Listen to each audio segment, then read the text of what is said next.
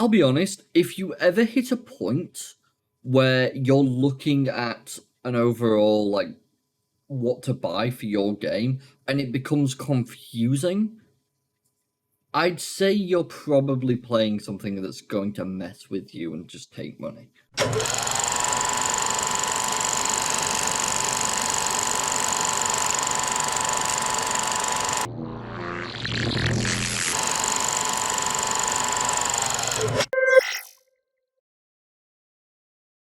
Hello everyone and welcome back to the 93rd episode of PandTha Talks, Mark 2.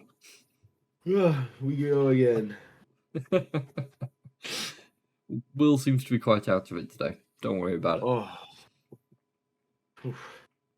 It's been rough. Oh yeah. I mean, you've spent a lot of time streaming though this past week, haven't you? Yeah, a lot. I have been diving in, catching bits and pieces, banning the occasional bot, you know. Yeah, they're flipping everywhere, man.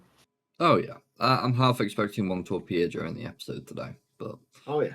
they don't seem to bother the just chatting section as much, mainly because the just chatting section is absolutely overwhelmed. So I think we're safe where we are. But we have a hell of a collection of articles for this week, and a lot to discuss. Mainly because one article I forgot about last week, but the rest of it is just what's been released since. There has been a fair amount, and I do believe, if I recall correctly, within my articles, there is something that I kind of want to tear to pieces. Somewhere deep within the archives. Yeah, but when we get to it, we'll tear it to pieces then. There's a few bits that I'd like to discuss this week, so we can hit those with relative ease. But anyways, with all that done, let's move straight across, and we'll get started on the first article. Sounds good. So, Xbox, PlayStation, and Nintendo console market isn't growing, according to Phil Spencer, which, as we all know, he's the Microsoft CEO. Well, the Xbox gaming CEO, anyways. Microsoft loves consoles and will make more, but the console market is stagnant. No shit. The video game console market isn't growing. He said in a new interview, and that's part of the reason why you don't need an Xbox to play the Xbox these days. Makes sense overall. That's a fair statement, yeah. Oh, it's Roy's turn. Apparently so. Bless you, sir. It's gonna be one of those episodes, mate. It's gonna be one of those episodes. Oh yeah. The console space all up isn't growing. That's a weird sentence, but okay. Across all of them, Xbox, PlayStation, Nintendo, we love those customers, but in terms of continuing to expand and grow Xbox, it's about PC. It's about cloud, and it's about making our games more available in more places. I don't see a negative here. No. Being able to play games on anything, anywhere, kind of what would be ideal. Yeah, I mean, it's something you and me have been talking about ever since this podcast began, and even Pretty much. before. Yep. Just because the console market isn't growing, that doesn't mean Microsoft is abandoning consoles. Spencer and Microsoft will definitely do more consoles in the future, as well as other devices. That's a scary statement to hear. I wonder though, you know, considering they're all like starting to move towards the idea of PC and things like that. Obviously, we're getting more dedicated software from these companies now, which is understandable because they need a way to establish their own fronts on PC, even though going to Steam is your best idea 10 out of 10 times. Yep. Do you think we're going to start to see more PC-related hardware coming from them as well? Because, I mean, as Spencer's just stated there, they're looking at doing other devices as well. So, I mean, it would make sense to focus a bit of hardware towards the PC. Whether that's internal hardware, external, things that they think we could do with upgrading. I just think there's so much to it that you'll never really be 100% on. And I find that interesting overall, because there's nothing really that the consoles have that they're given access to that we don't already have access to. Or just something better. Yeah, I mean, one of the articles later, ironically, is exactly about this kind of system. It's praising how Valve's new recording system that's built into Steam is actually apparently superior for capturing gameplay footage. Really? Yeah, apparently it's top tier. It is a top tier way of capturing gameplay footage and audio and everything else. Which, if that's the case, we have an inbuilt game recorder just like consoles do, which is obviously a software part. But then it kind of removes the need, especially if you're doing like Let's Plays and stuff on Steam, it completely removes the need for, so let's say, OBS and trying to learn the complexities of that. So it's interesting, to be honest with you. It really is. But I would be intrigued to see what sort of devices they're making. Maybe in Xbox's case, they'd look towards doing something a bit like a Amazon Fire Stick, but for Gamepass Cloud. I can see that being something that they definitely think about, especially considering at the moment they've got like an Amazon Fire Stick app. But I think it's actually more LG TVs that they link to primarily and Samsung TVs. But yeah, I'd be intrigued to see. None of this is a surprise, as Microsoft has already confirmed a next-gen Xbox that promises to be the largest technical leap in Xbox history. As for the other devices, Spencer may be referring to the handheld Xbox that is a few years out. I mean, we've already seen it done with a Steam Deck, which I would argue doing it with a Steam Deck would be more complicated. I mean, So, go on. what's kind of crazy is Xbox haven't really done it. Nintendo is like a lot of their stuff's handheld.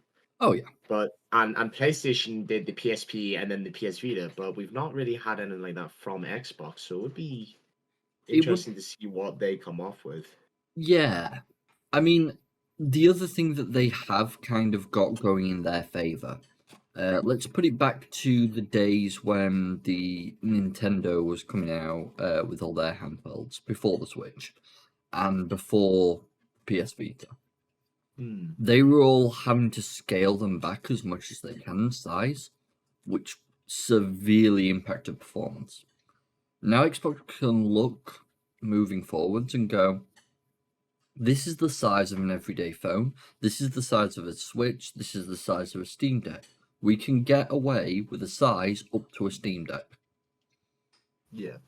It gives them a lot more playing room for the hardware. So I can see them being a lot happier about that, because back 10 years ago, if they wanted to make a Xbox portable, it would have had to have been the size of a PS Vita.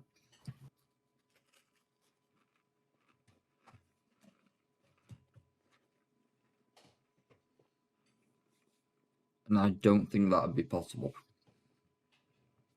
It's crazy to think about like how long ago all that was. The PSP, the PS Vita, the normal Nintendo, even the 3DS, even the Switch has been out for quite some time now.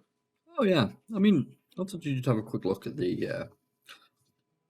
Let's see. So if we go for no, not Xbox. Let's go to the PlayStation Vita first. We'll go release date. Okay, so that released in 2011. So yeah, over 10 years ago. That's crazy. The Vita, oh my, what's the PSP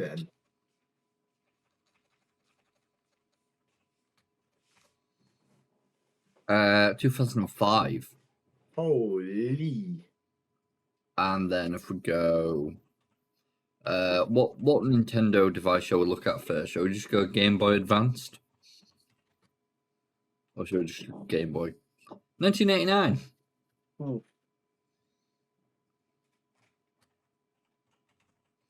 Well, the Advance was 2001. Oop. And then we eventually go to the DS, 2004. Pretty much the same time as the PSP then. Yeah.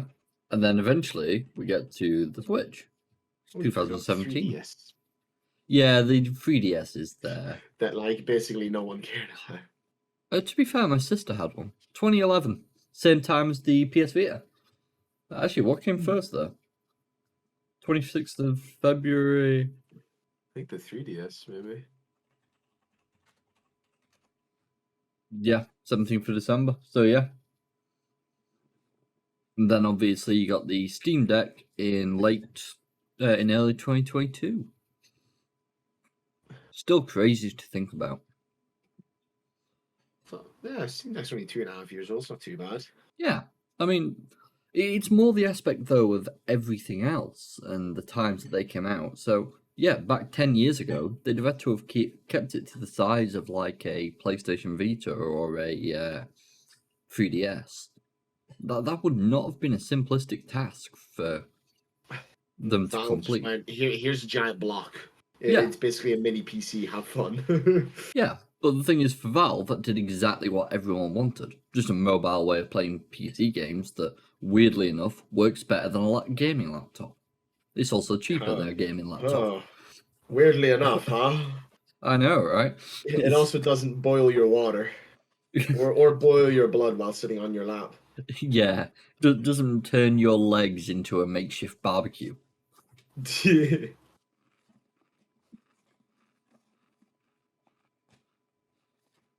Horrific things. Don't even. So, also in the interview, Spencer reiterated that Microsoft is probably not planning. We were on this article. Yeah.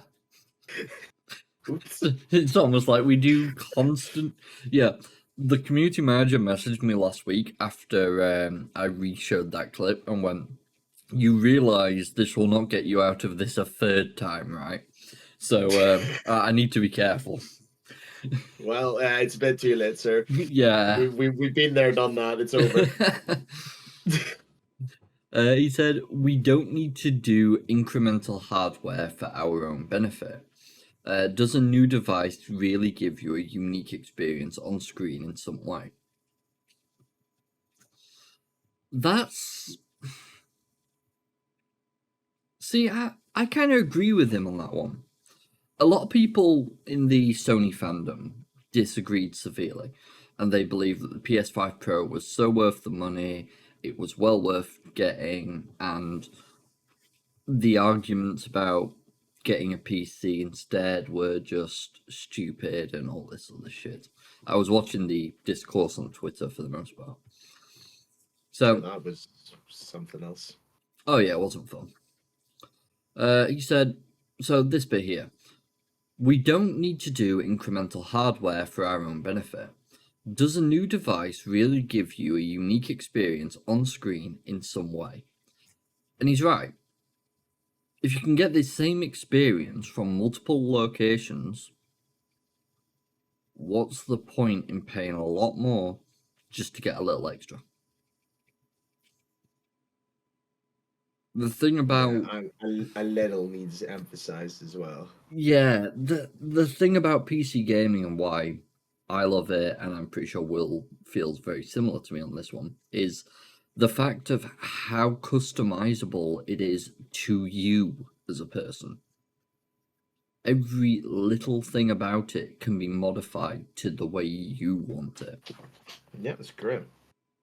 And that's the thing. I mean, I work as an IT technician. That's what I do as my job. And I go to hundreds of devices.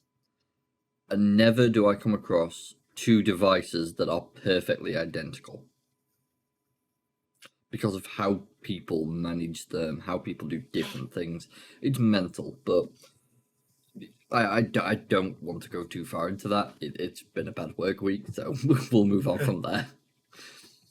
But yeah, that I feel like that's a fair comparison. I know work to gaming isn't really the same thing, but if people at a company can customize to that extent with group policies stopping a lot of stuff, then realistically speaking, as a gamer, you've got so much more of an option, especially considering you're not bound by any like group policies and things like that. Years ago, the leap between the original Xbox and Xbox 360 was significant in terms of graphics and performance. But these days, it's harder to show the benefits of more powerful hardware alone. See, I agree with him on the side of console. I can imagine it is more of a challenge nowadays to show what the benefits are. Oh, it's more powerful. Cool. So how's that reflect in the stats? Do I get more FPS? Do the graphics look a little better? What do I get? And if you can't show anything, at that point it's sort of like, well, what the fuck's the point in this? Yeah, what am I spending my money on at that rate? Yeah. It's like, for example, when Sony said, oh yeah, the PS5 Pro can work on 8K TVs. Okay. Who has one? How many people have 8K TVs? It's not even really worth getting an 8K TV. All 8K TVs have advanced processors that allow them to upscale 4K and HD content to 8K resolution. Yeah, because there is nothing that releases in 8K.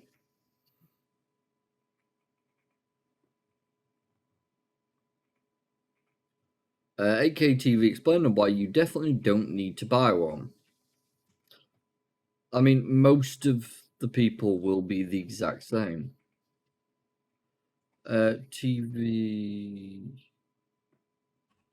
About usage. Let's just do the UK alone.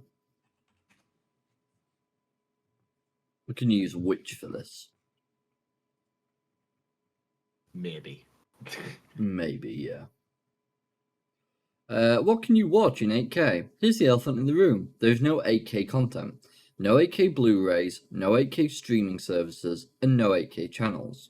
There are a handful of one-off 8K streams and some proof of concept style videos on YouTube.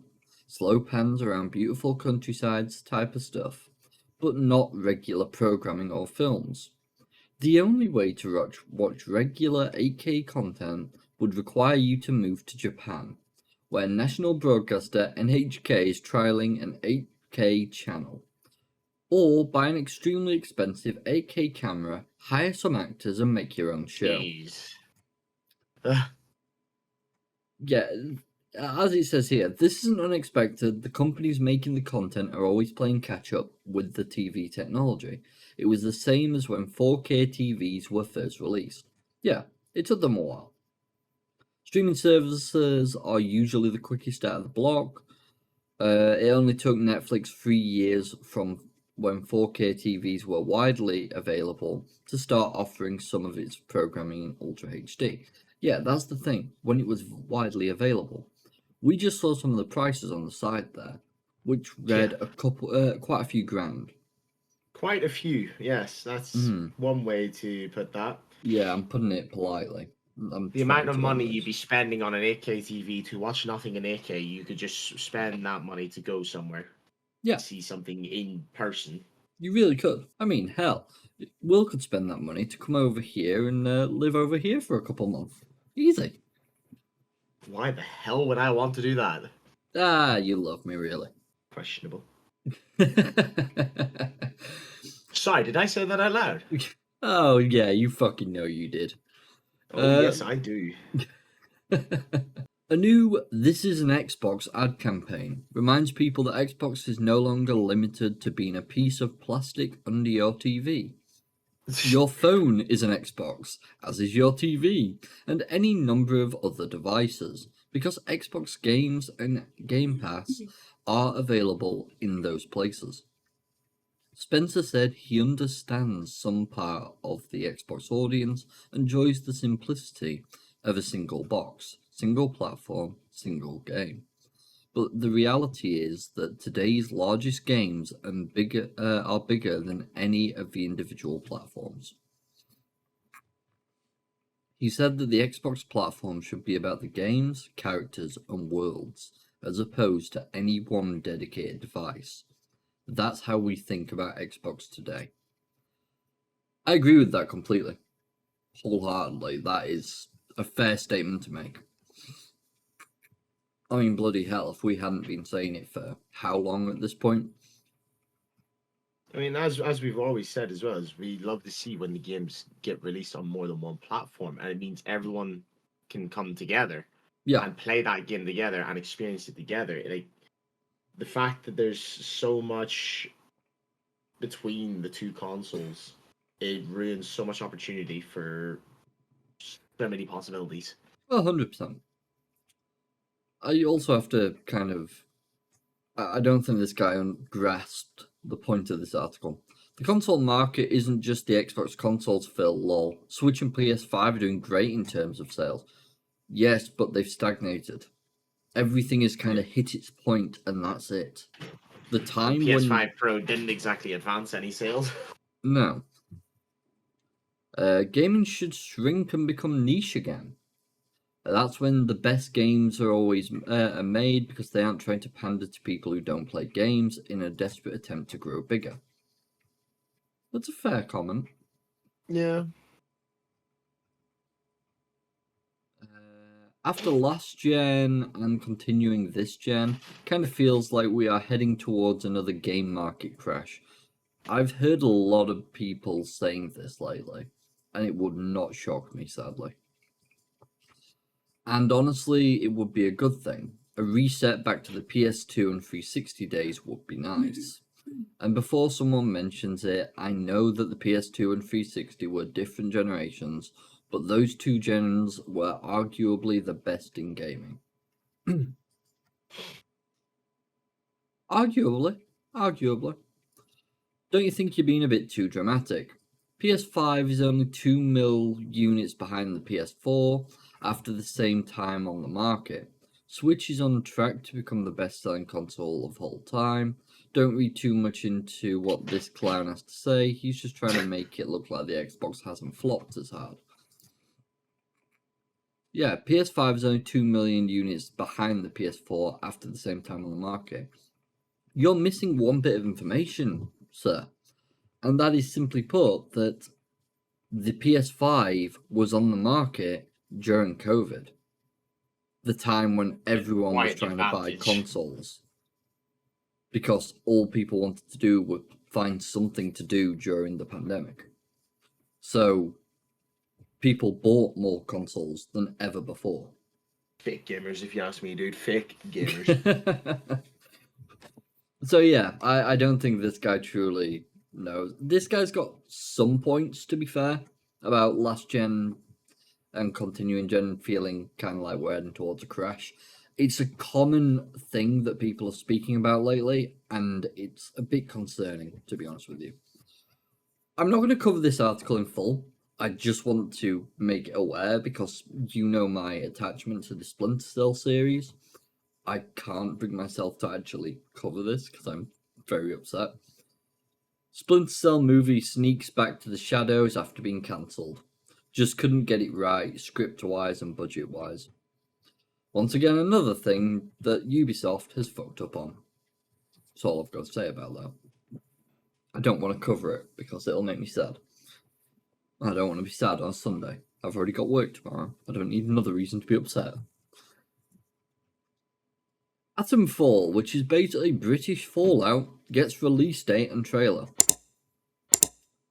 Get ready for a very British post-apocalyptic game when Atomfall arrives in early 2025. So, I'll actually just show you the trailer. Product not yet rated. Push you. I can't have old sound on, because if I do, you're going to copyright it. Actually, it's fine.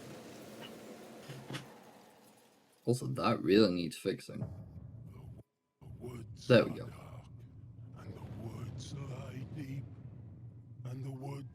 I've got to say, graphically though, it looks nice.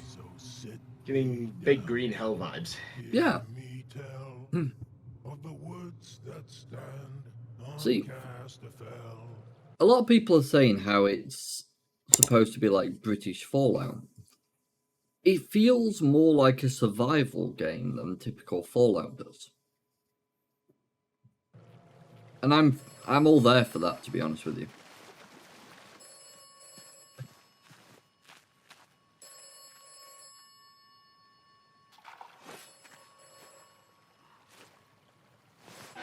So is that there's a phone box and it's British.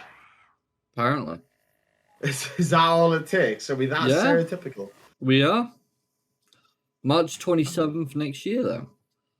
Now, I've got to admit, I am intrigued by this game. We've not seen any like proper gameplay other than that, but I'm intrigued to explore that location more. So I suppose we'll see as time passes and see what comes up.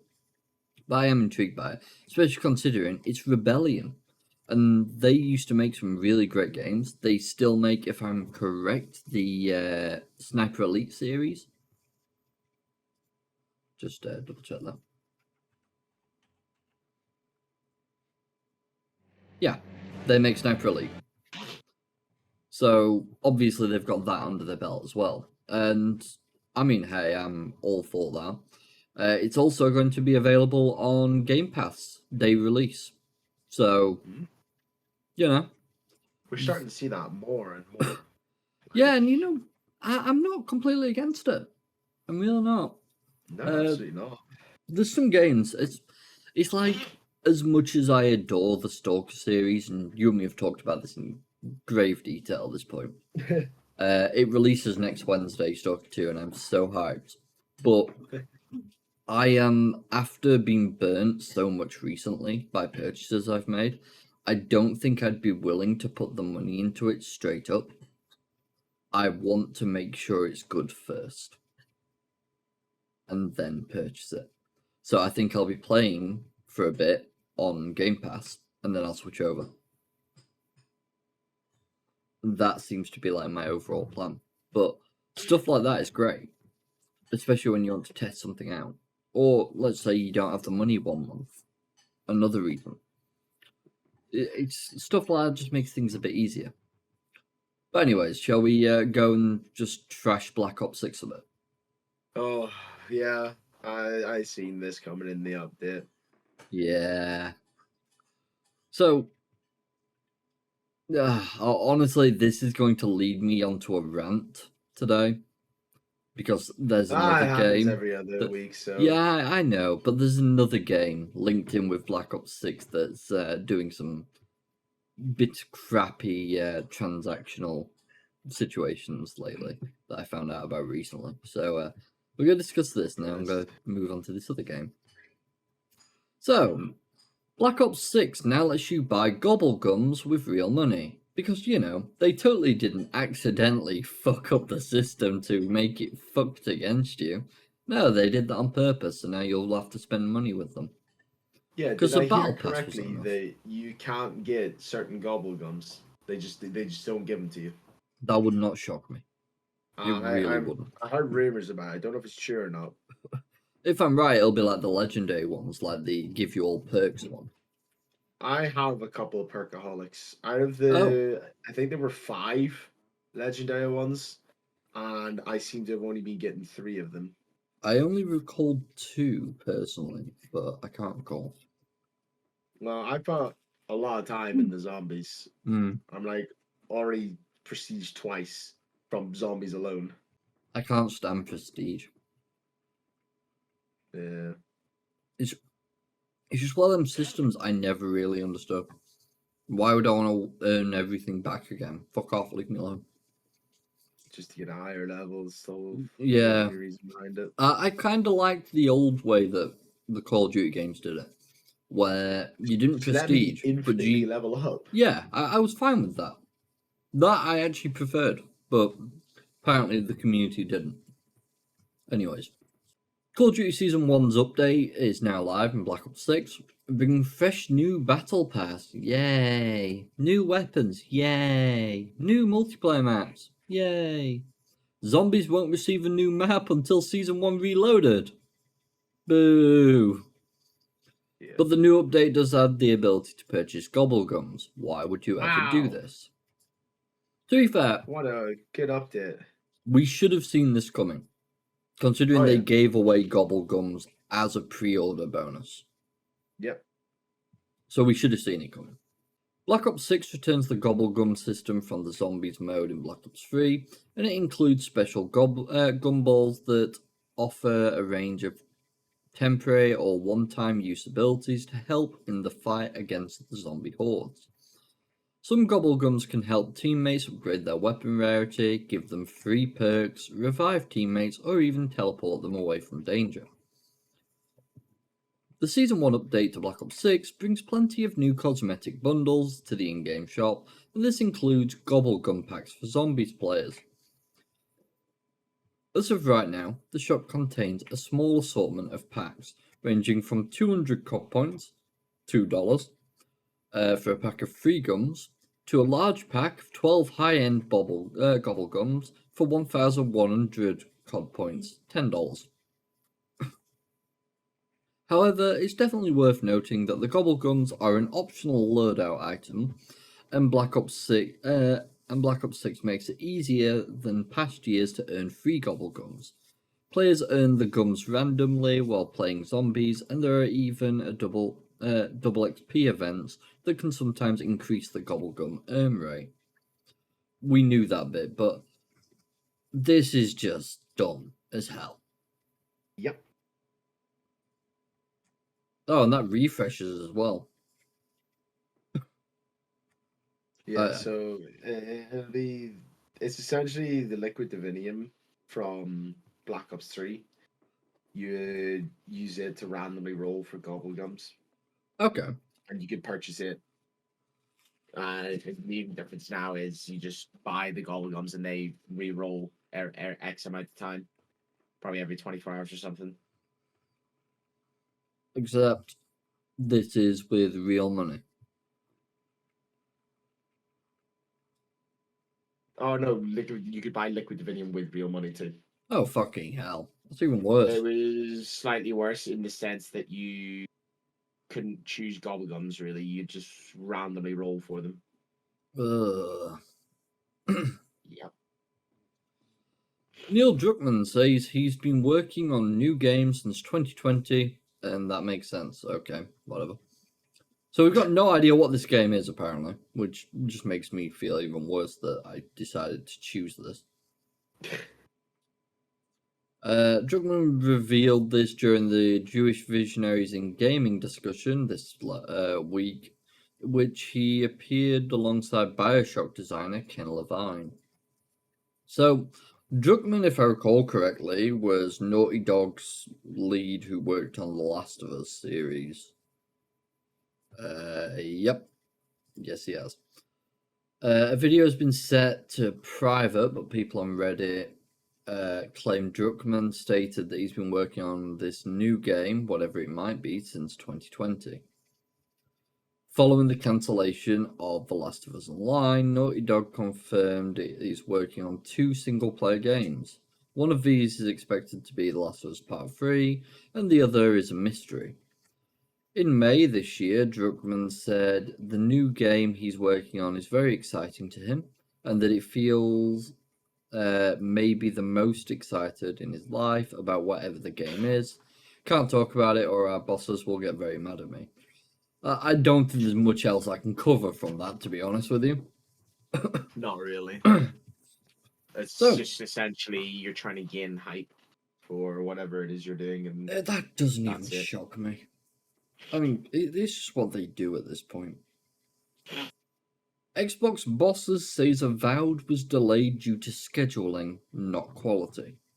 So, Avowed, which is Obsidian's apparent response to Skyrim, or at least that's what it had been plastered as for all this time, is finally close to releasing, but it has been delayed, sadly. But apparently this is due to scheduling, which is, I find a bit odd. Tad bit strange. Even so, developer Obsidian will use the time. I'm sure they will. If they've got more time, why wouldn't you use it? Oftentimes video games are delayed because the project hasn't fully come together, riddled with performance issues or game-breaking bugs. But that's not the case with Avowed, according to Xbox head honcho Phil Spencer. He pushed back Obsidian's upcoming RPG because this holiday season was too crowded for the company. Fair enough. Speaking with GameFile, Spencer discussed Avowed's delay to February, noting Xbox currently has the benefit of a packed holiday season with Call of Duty Black Ops 6, Diablo 4 Vessel of Hate, and next month Indiana Jones and the Great Circle, not to mention Flight Simulator 2024. I would happily give up Diablo 4 Vessel of Hate for Avowed. I'm still greatly upset with Diablo 4. I know you are, sir. I know you are. I'm gonna be honest. It's gonna be one of them games that eventually I'm gonna check out on Gamepass, and I'm gonna see if it's. That's the worst improved. part is I have access to it, and even you can't bring yourself to. Yeah, it's that's kind of like I don't know. I just don't really see a point. Yeah. This allowed Xbox to space out its releases and give Avowed its own time to shine next year, which, to be honest, is a good thing. I think it does need to separate itself, because the last game they released that was a major one was Outer Worlds, and it was it was brought in during too much going on, so it was kind of overlooked by a lot of people. We didn't move it because Obsidian needs time, Spencer said. They'll use the time. Okay. That was badly written. As such, Spencer worked with Xbox Game Studios head Matt Booty, what a hell of a name, on scheduling out game. Every time. It was ever since he was actually added to the company, we covered it. And I said then and there, what a name. And every time I mention him, I have to say it. Scheduling out game releases and working with the Gamepass team, we said, okay, let's just make sure we pace this out a little better. So yeah, pretty much, it's going to be paced out further. It's going to release in February, so Avowed will be coming out next year now. They're going to utilize the time, even though they don't really need it, so they're going to polish the game even further, which, I mean, if we get any bugs in that game, then we need to start screaming at the developers for not doing their jobs. But I mean, you know, I thought this one might give you a bit of a laugh. Well, Bethesda workers go on strike against Microsoft. After failing to reach a new deal with Microsoft, Bethesda's quality assurance workers are staging a brief strike to demand better terms. Which I found very interesting, considering it was actually Microsoft that asked them to come to them if they disagreed with things, and they would try and make deals with them to improve. And they'd already done it with 3 teams, so I'm surprised that it's led to strikes. Last year, quality assurance workers at Bethesda and ZeniMax Studios formed ZeniMax Workers United. You might remember we covered this. Sounds familiar. The largest certified video game union in the United States. Now that the union is putting its collective power to the test in a brief strike against Bethesda and ZeniMax's parent company, Microsoft. ZeniMax Workers United has been attempting to negotiate a deal with Microsoft over remote work requirements, while also limiting the number of outsourced quality assurance workers that can be brought in on Bethesda's projects. The union didn't say who Microsoft is outsourcing quality assurance work to, but it accused the company of ignoring requests to negotiate. Okay. But if they've got the people there to do quality assurance, and they're outsourcing, that probably means they've looked at how many people they've got and gone, we don't have enough, so we're going to outsource this instead of hiring someone new. At which point, why would a union care about that? Because there's no one for them to really defend. The person doesn't exist because the person is not employed. It doesn't make much sense, that part, but I could be misunderstanding because this is very much the American side of things. They have continually given us their first proposal again and again, and it's become obvious that our different mobilization tactics have not worked. Quality assurance test lead, this person told Inverse. This one-day strike was called an attempt to make Microsoft more receptive to addressing the union's concerns. Striking isn't fun or ideal, but there's a satisfaction in having a concrete physical action that we can do to fight for better work conditions. Right. Once again, remote work, I understand. Yeah, you can probably get away with that. This limiting the number of outsourced quality assurance workers who can be brought in on Bethesda projects, that one I don't really think you've got as much say in. Hopefully we can convince them to stop dragging their feet and meet us at the table. They just keep giving you the same deal. This has all been stated. According to Dowell, many of the quality assurance testers hired during COVID pandemic when remote work was more prevalent. Microsoft's current requirements call for QA workers to be in the office 2 days a week. That seems pretty reasonable. I mean, hell, my job by default requires me to be in the office 3 days a week. And you guys are getting 2 days. Yeah, only having to go into work for 2 days and then just get to chill at home the rest of the time. It's pretty nice. Yeah, what do you mean? Right, I can understand you'd like a more flexible remote policy. Okay. But if you said to your manager, look, I'm not feeling 100% today, could I work it from home instead? And it was, let's say, a Thursday, and you've not done any of your days in office yet, I don't think they'd care. I think they'd go, yeah, no problem. Just come into office tomorrow if you're feeling better. If not, work from home that day as well. That's typically how managers work. It's... yeah, this one feels a bit weird, I will admit.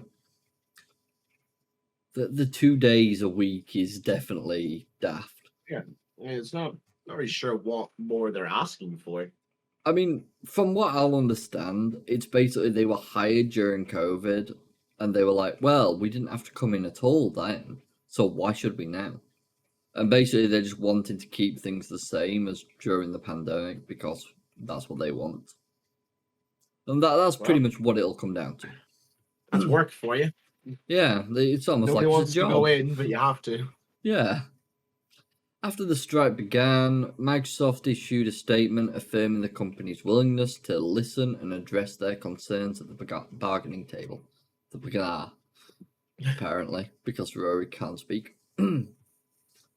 So, oh yeah, I forgot to mention the thing from a bit back, didn't I? The other game that was annoying me about their microtransaction stuff. Is it by chance a mobile game? It is not. It is not. You may recall, Will, we covered this game a while back. Oh. Yeah. Right. Yeah. I remember this and how they were saying it was going to be free to play, and they were like, "Oh, yeah. Joke's on you." We covered Dreamlight Valley a while ago, and we covered it in the idea that they were supposed to make it free, then it changed to be a paid-for game. They kept in, though, the microtransactions for cosmetics and the battle pass. It was like, okay, to be fair, things like Call of Duty do this. It's annoying, but it is done. And then they brought out a £30 DLC. Wasn't it more expensive than the game? Technically it was, because the game's meant to be free, I suppose. Technically? So, there's a reason I'm bringing this up anyways. They're bringing out another DLC. Technology, real world results. That's Bruh. That's weird. It was already muted and then needed muting again. That made no sense. So yeah, they're bringing out yet another DLC. And it'll bring in a load of new content for the players. Don't get me wrong, but I don't agree with their pricing scheme. revolutionary technology. Dude. Yeah, what? I'm sorry, just getting out of hand, Revolutionary man. technology, real world results. There we go. I've just muted the tab as a whole. The tab is muted. So, don't tell me. Revolutionary technology. Yeah, I've got a feeling it's going to because the mute symbol just removed. So, what they've done, if I pull this up, this is the Choose Your Editions. Now, Fuck. yeah, I mean, I'll be honest, if you ever hit a point where you're looking at an overall, like, what to buy for your game, and it becomes confusing, I'd say you're probably playing something that's going to mess with you and just take money. So, at this point, what we've got, as you know, we had a Rift in Time, which was $30. Worked out £30 as well, surprisingly. Or you can get, then you've got the new one, which is for the base game as well. So the base game itself was $40. Then you got a Rift in Time, which is $30. Then you've got Storybrooke Vale, which is another $30. Or if you would like, you can get an extra 5,000 Moonstones, house style, some dresses and ensembles, and a Baby Pegasus companion house for $50. So another $20 on top of what you'd already be paying, which is insanity to me. $80 for the bloody lot, which I mean is a significant discount, but you're talking a lot of extra money. And I could be wrong about this, but from what I've heard so far, the Rift in Time isn't complete yet. Oh, you're joking, right? No. Now, don't get me wrong, I've been discussing this a lot with my partner, because she's an avid player of it. She loves the game. So, the base campaign is something that she doesn't think will ever be 100% complete, because there's just so many like princesses and things to add from the Disney universe. So, that was kind of expected. The Rift in Time added a select number of people to join, and then it's got quests for them. But that's not been completely done yet, and that added a brand new area. Storybrooke is going to do the exact same. It's going to add a brand new area, a select cast of people to come in, and then there's a load of stuff over there. But the fact that you've not completed your first DLC, and you're wanting to already charge people another $30, then you've got your microtransactions for your cosmetics, you've got your battle pass, which is charged. Like, what the hell? And then you've also got premium currency. Am I reading it correctly as well? If you only bought the base game and then upgraded to the magical edition, you're then paying even more than if you just bought the enchanted edition. You're paying $90. What do you mean magical edition? Where's that now? On the expansion pass. Storybook Magical Edition. Oh! It's $50. Yes, you would be paying more than the enchanted edition. You're getting the same amount of moonstones, you're getting the same cosmetics. Right. I'll put this for you, mate. I'm pretty sure I bought my partner this. And obviously she'll be wanting the DLC down the line, which will be this.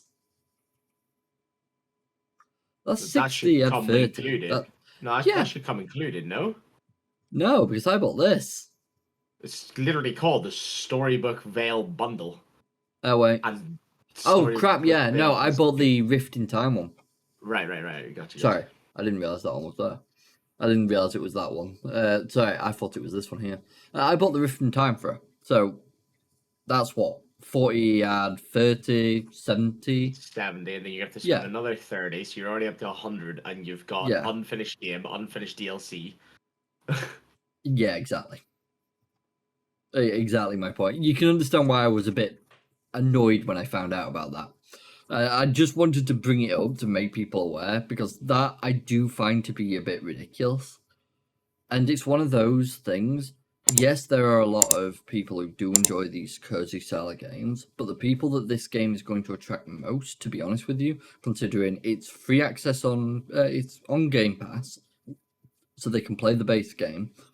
Who's that going to most likely attract? Younger generation. So a lot more kids, people like that. Parents are just going to end up paying it because they're going to see, oh, it's Disney. That becomes what it is at that point, and it does just annoy me a bit. But Game Jolt I've got to give it to them as much as I hate it. That I've got to give it to them. That they knew what they were doing when they planned this. They knew. And just the name itself is enough to get plenty of people coming in. Oh yeah. When it comes to Disney, that's always the way. So, Will, we're about to get into one hell of an argument. Are you ready? Again? Steam accused of normalizing hate and extremism in the gaming community. Are you ready to argue against an entire report? Absolutely. Let's do this. The Anti-Defamation League, a US organization that aims to combat anti-Semitism and support Israel, has published a report alleging that Steam is rife with extremism and anti-Semitism, and accusing Valve of allowing the spread of hateful and extremist material through a highly permissive approach to content policy. Steam pretty much just says, post what you want as long as you're not complete cunt. That's Steam pretty much summed up. Sort of standard rules on the internet. Yeah, I mean, that's been the rule for as long as I've been on the internet. The ADL said in its report that based on what it described as an unprecedented platform-wide analysis of public data on Steam, including more than 458 million user profiles, 152 million profile and user group avatar images, and 610 million user comments, the ADL's Center of Extremism found millions of examples of extremist and hateful content, including hate symbols like sonarads and happy merchants, as well as copy pastas, blocks of text that are copied and pasted from long forms of long form images or long form of writing, shaped into swastikas, being shared on the platform. Now, I'm not going to justify these things. But what I am going to say is it's the internet where it's seen as something offensive, which immediately makes it funny to kids and they go, ha ha ha ha. Yep. We've all been there. Everyone thinks that the offensive comment is funny. I mean, hell. Just calling a kid ugly back in school is the exact same premise. It insults someone, you think it's funny. It's not as extreme, but it's still the exact same premise overall. The clear gaps in Steam's moderation of this content inflict harm by exposing untold users to hate and harassment, establishing potential radicalization and normalizing hate and extremism in the gaming community.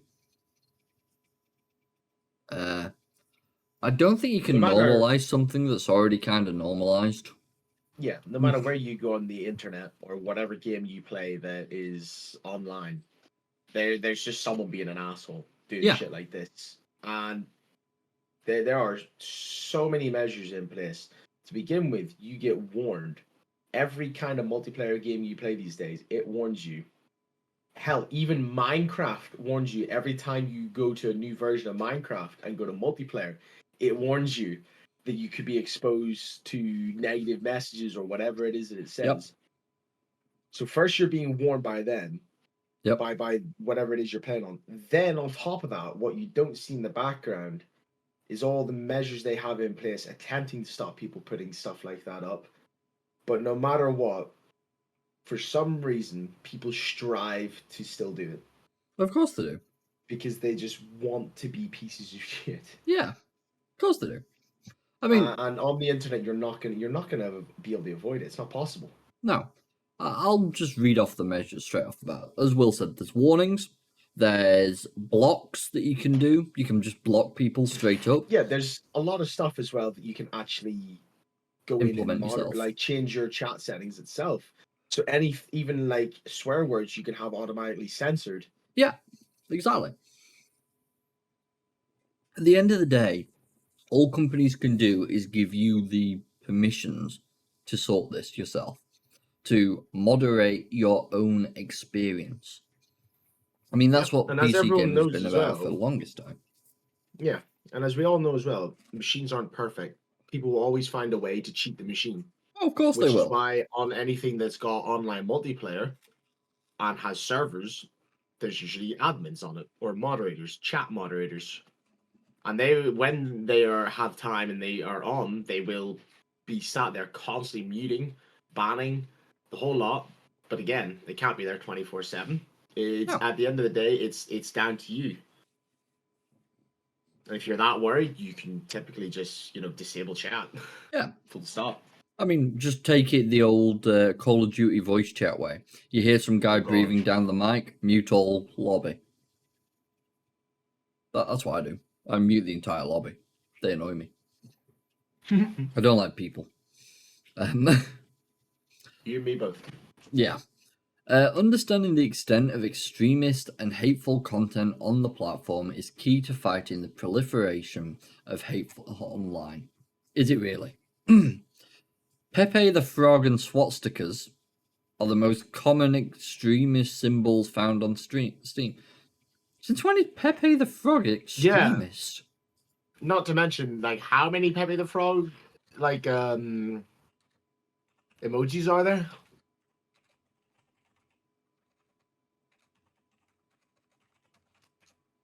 I need to find out. All right, here we go. So this is actually from the exact team as well.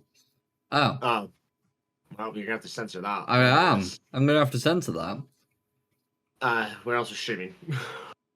Maybe scroll down a little bit. Or yeah, that. Yeah. So basically what they're saying is one very specific version of Pepe the Frog. Yeah, all that is someone has taken the base product and altered it themselves and posted it. Yeah. That does not mean that base product is extremist. No, I gotta say I've seen the Pepe the Frog icon tons of times on Steam, and never in that way. Mate, I think at least every other message Blue uses Pepe the Frog. Yeah, exactly.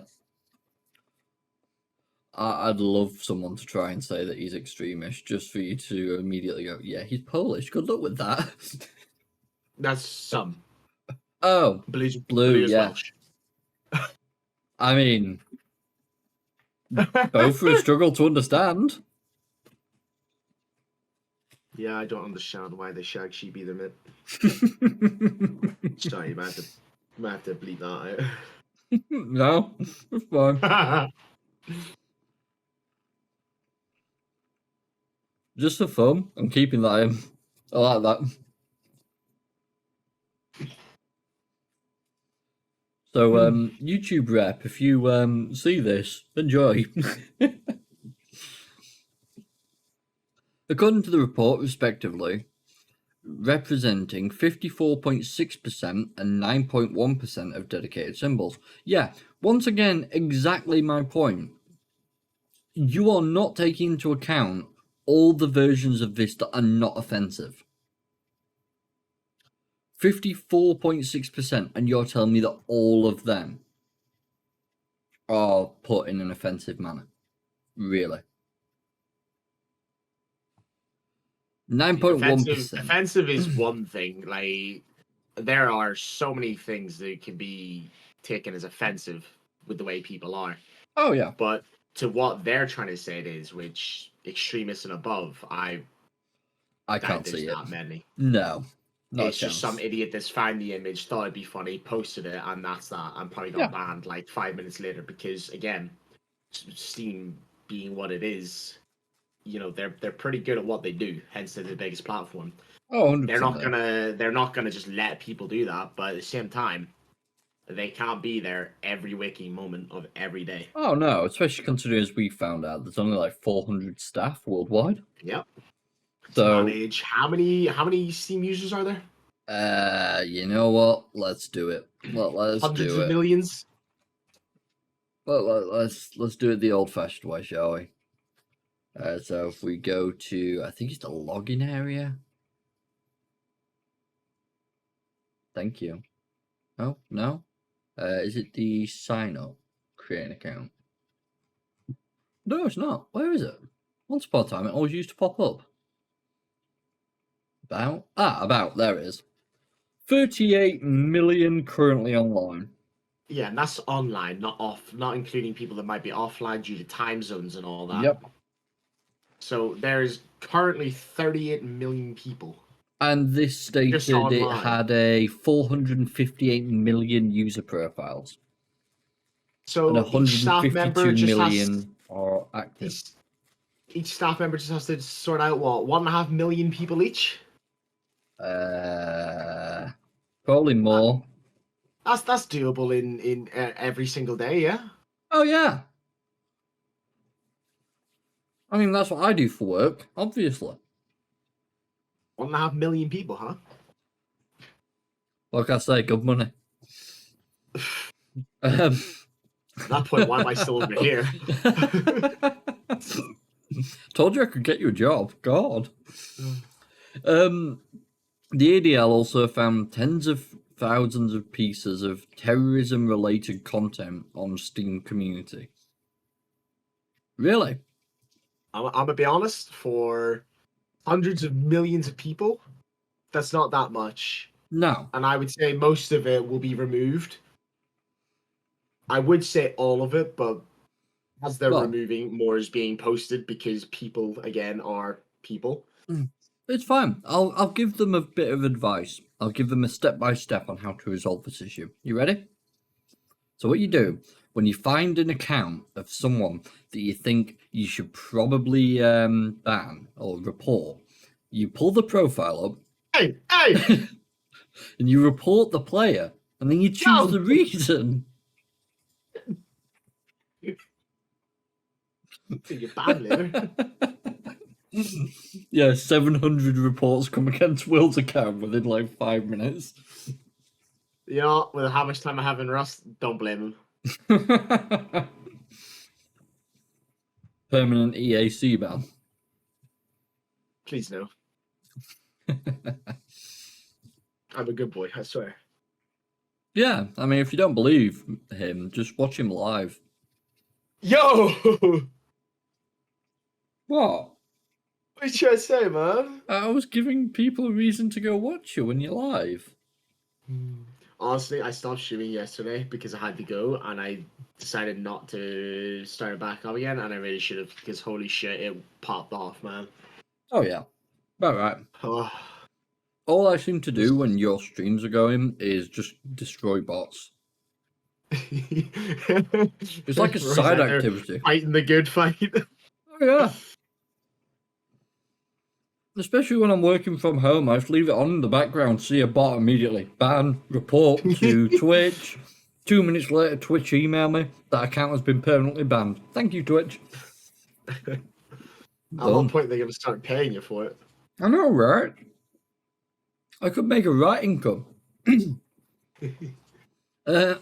Including more than 15,000 public accounts with profile pictures of extremists, featuring logos of ISIS, Hezbollah, Hamas, and others. Hundreds of accounts were found using photos of white supremacist mass murderers Brenton Tarrant and whoever the hell this guy is as their avatar images. Game mods are also touched on the report, which claims to have found hundreds of mods for games, most notably Gary's mod, that specifically reference mass shootings. Right. hundreds of mods for Gary's mod. There are like, it's got to be approaching 1 million mods for Gary's mod. 15,000 accounts. Once again, in comparison to the 458, so that's not even 1%. Yeah, not even close if it's 15,000, because we just looked at how many players there are, even the million that are for Gmod. Exactly. The amount of players in general, let alone just that. There's people who newly get the game. There's people who've stopped playing the game a long time ago. There's people who've sold their keys. They no longer have it. Yeah. The reports it's never say... ending. No, exactly. The reports say Steam's public-facing content policy includes no mention of hate or extremism, which isn't entirely accurate. The Steamworks document specifically states that content with hate speech, i.e. speech that promotes hatred, violence, or discrimination against groups of people based on ethnicity, religion, gender, age, disability, or sexual orientation, should not be published on the platform. So even the article has completely argued against you. Which says something for MSN, I must admit. I'm impressed. I'm proud of you, MSN. Well done. Steam's Code of Conduct does not make specific reference to hateful or extremist content, but it does forbid harassment, disruptive, or damaging behaviour and the violation of the personal rights of the users. Exactly, that covers it. Doesn't need to expressly state that singular point when it covers it in general. More on point are questions about the application and effectiveness of Steam's moderation policies. Once again, think of the amount of staff compared to the amount of people. The report says Steam appears to be technically capable of moderating content and has done so selectively in the past in response to external pressure. One example of that would be the removal of Pepe the Frog emoticons from the Steam marketplace following a DMCA takedown notice by the Pepe creator, Matt Fury, but its overall approach has been to largely ad hoc, with Valve failing to systematically address the issue of extremism and hate on the platform. So, you want Steam to step in and moderate everything. Personally, I'm much more of the idea, if a user sees something that they disagree with, report it. Because at that point, Valve knows this is bad, take it down, get rid of it. We're basically sifting through a sea of data, and you're expecting Valve to spot it before you do. Oh, God. I swear, people have become so thin-skinned. Valve updated its community rules in 2023 to provide a much more granular breakdown of what is and what isn't allowed. But as noted at the time, the real question was how would they go about enforcing those rules? Because it has been an ongoing problem for Steam. We reported that Valve's hate group problem in 2018 and 2022, US Senator Maggie Hassan sent a letter to Valve's boss, Gabe Newell, alleging a significant presence of users displaying and espousing neo-Nazi, extremist, racial supremacist, misogynistic, and other hateful sentiments, and asking what Valve was doing about it. Valve needs to make significant changes to their approach to platform governance, both in terms of policy and practice, to address the ways in which hate and extremism has proliferated on the Steam platform. The report states, as ADL has stated previously, policymakers must demonstrate their commitment to disrupting hate and harassment in online multiplayer games, while government is necessarily focused on the dangers posed by social media and AI. Policymakers must also pay attention to immediate threats pervasive in online gaming environments. Do you know what still makes me laugh about all this? As sad as it is to say, 9 out of 10 of these people won't even play fucking video games. It's that situation of the amount of them that make comments and like kick up outrage, but never actually touch the thing themselves. It baffles me sometimes. So, next, apparently, Valve just single-handedly upgraded content creation for PC gamers. This is that recording feature I was telling you about. It's exited beta, and it's even impacted the Steam Deck, which consider me surprised. Steam's game recording feature is out of beta and available to everyone. It automatically records the last 120 minutes of gameplay. Feature leverages the video encoding chops of AMD and NVIDIA's GPUs. The fresh innovation allows Steam gamers to have their gameplay recorded automatically with titles that support the platform's overlay feature. As video cards reports, when it's set to background recording mode, it will capture the last 120 minutes of gameplay temporarily in case you need it, or alternatively, you can initiate a manual on-demand recording and start then stop the recording yourself. Game recording also allows developers to hook up the official API so devs can implement the ability to add markers for specific events in a recording, like when a boss battle happens, for example, to help you better navigate the recorded footage and find what you want. That's a pretty cool idea. This could be a game changer, literally, for many creators, with the convenience of running both the game and the recording features seamlessly together on Steam. That said, it is important to know that running game recording could meaningfully impact the game in-game performance. That's to be expected. Same on all of it. There are options for lower quality recordings, but it could help soften the potential drops. Typical stuff, really. An eventual dream team of Steam streaming integration. While Steam's game recording is a notable enhancement for all users on the platform, Valve is yet to implement any streaming capabilities. So, as of yet, we're not hearing anything about streaming, but down the line we probably will. So, Will, last Steam thing. Are you ready? Sorry, I've been dying with sneezes over here. I can believe it. I heard it start. I thought you liked sneezing, Will. Yeah, but like my nose is not having a good time. Well, in good news, mate, we're almost done. So, amazing news. Half-Life 2 turned 20 this weekend. They were... Bless you. They were celebrating with a big update, new developer commentary by the original team, Steam Workshop support integrated into the game. Episodes 1 and 2 are bundled into the main menu, and tons more. Now, what I never thought I'd see, because a lot of people stopped this, but they decided to create a website dedicated to it, which I've not seen done in a long time. The game was also free up until today. Today's the last day of the free grab, so it won't be free tomorrow, sadly. I'm sorry to say, people. But if you do want to check out this website, I am going to leave it in our Discord's research tab, so people can check it out and grab it for themselves and have a full look into it. But I'm just going to cover some of the main information. Brand new interviews with the Half-Life 2 dev team. Anniversary edition includes all sorts of bits and bats. I do need to turn off. There we go. Add to blacklist. There we go. That's a bit better.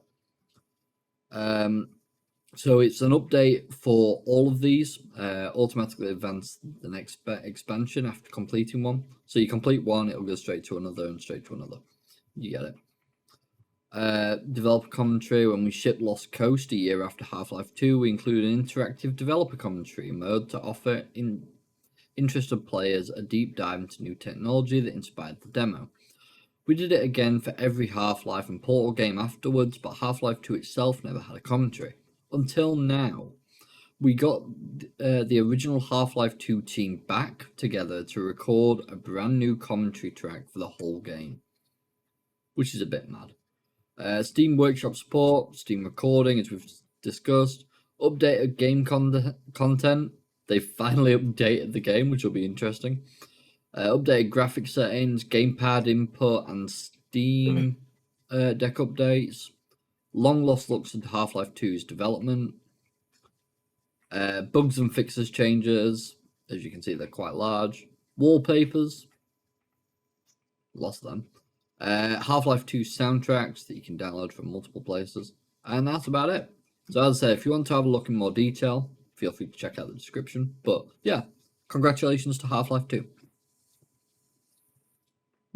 So the final thing that we'll cover before ending the episode, because poor Will is dying with his sneezes. I mean, you sound a little better than 2 seconds ago. It's calmed down a bit now, I think. I hope. Ah, good. Nose not doing good. So,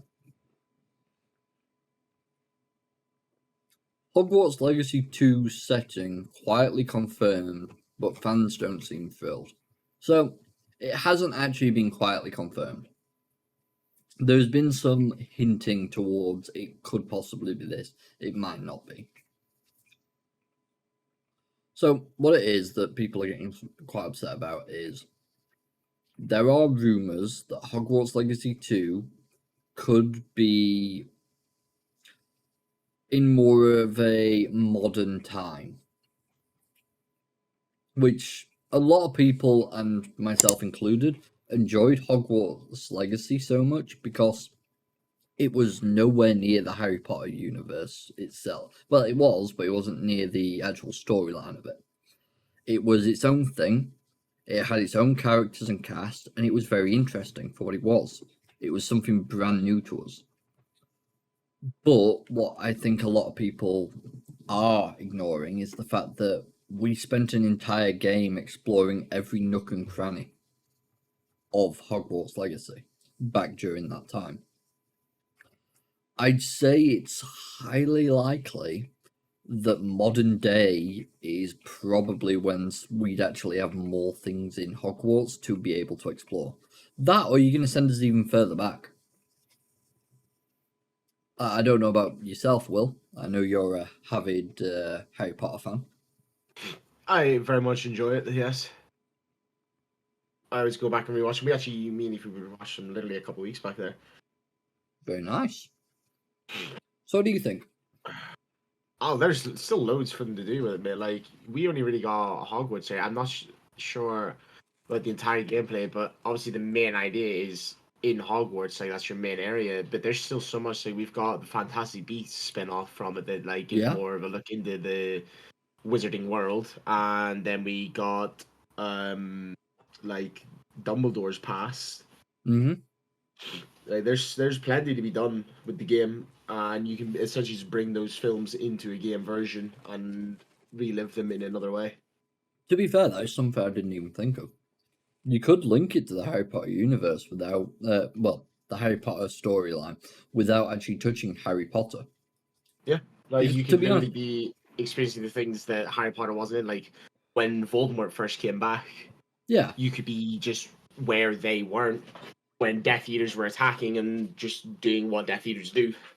I mean, to be brutally honest, and this is sad to say, I love the Harry Potter films, but I think if I was to play a game about Hogwarts, I think the Harry Potter timeline has been too done for me to end up like sitting and actually going and wanting to explore things.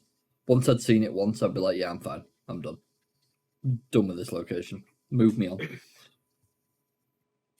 But I think that's why I enjoyed Hogwarts Legacy. It was something familiar, but not completely. And something about that was just amazing.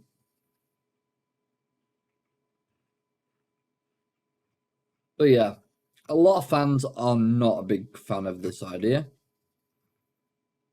They're actually severely against it. It's a classic trope and lousy business. Something succeeds, so now they have to meddle with further efforts to assert their control. To be honest, all this is based on is the fact that there's a Harry Potter series being made. I don't know if you've heard about this, Will. I'm not certain. Yeah, basically they're making a series. It's a HBO Max thing. Nope. Go away, adverts. No one likes you. Yeah, I'm not playing that audio, because if I play that audio, we are definitely in copyright striked. Yeah. But just to give you like the general gist, this is all we know so far. Go away.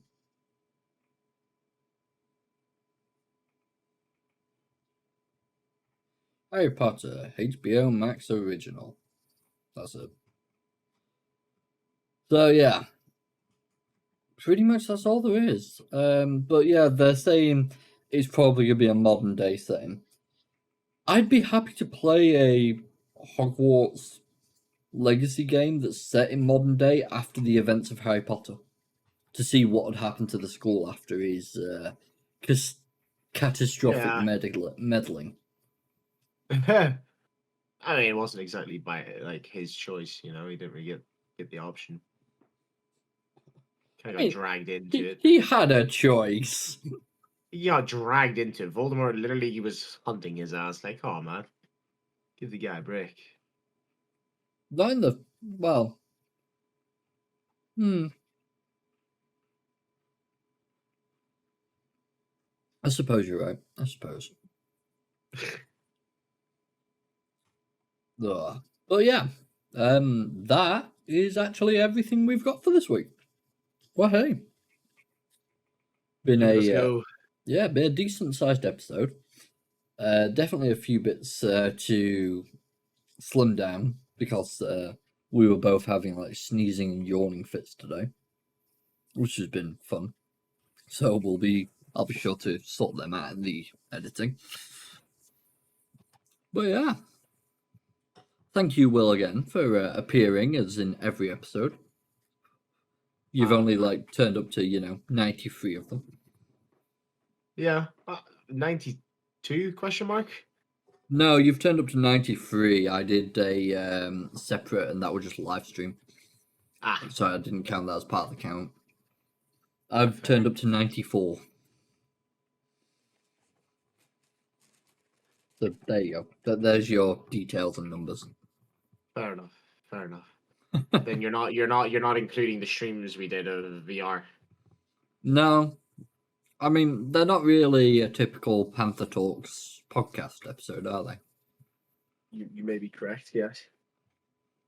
You what, sorry? You might be correct there. Yes. If I recall correctly, I actually had a Roblox podcast playlists. Oh yeah, Virtual Roulette. That was that short series.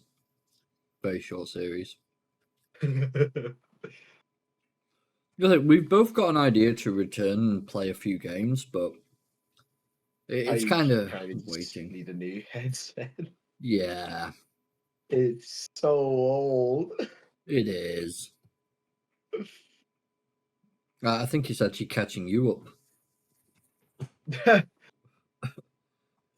Oh, don't worry. According to my whole group, I'm just an old grandpa at this rate. Are you the oldest or something? Yep. Ouch. Yeah, I'm 26 now. Yeah, I know, but you're only older than me by like 3 months. Yeah, but you're only 25. Like, shush, peasant. You're older than me by like 2-3 months. Don't care. I'm 26 or 25. Respect your elders.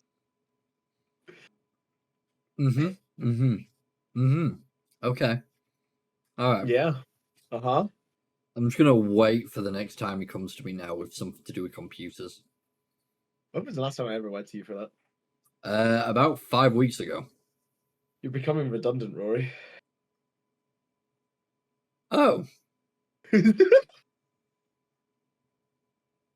I will remember this. Well, according to you, you're also getting old. I am getting old. I'm going to make a note somewhere. Yeah, and then you'll look at it and you'll be like, what the fuck's this for? Probably, to be honest. But anyways. Rory's going to find a way on how to throw a pineapple at my head. I wouldn't throw it. I'd carpool it. Or get it airdropped onto your flat. You know. Just hear a thud on the roof. What the fuck is that? I think that would frighten you. The fact that I'd actually got a capability to get something airdropped directly onto your flat. I can see that frightening you.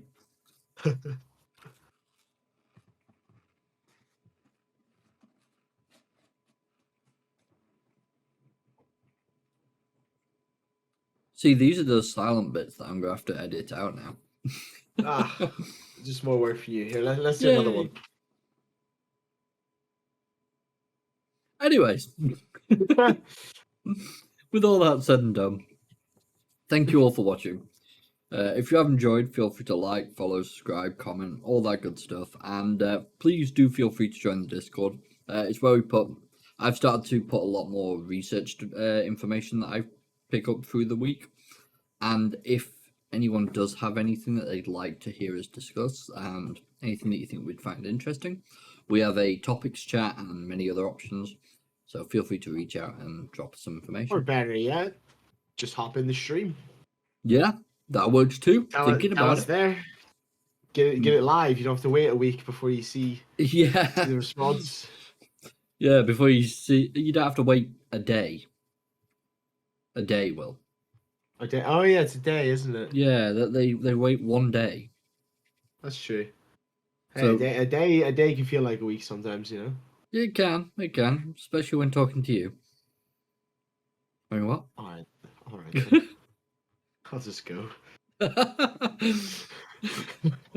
no, thank you all for watching, and we will see you all next time. Bye for now, guys. See you again, guys. Have a good one.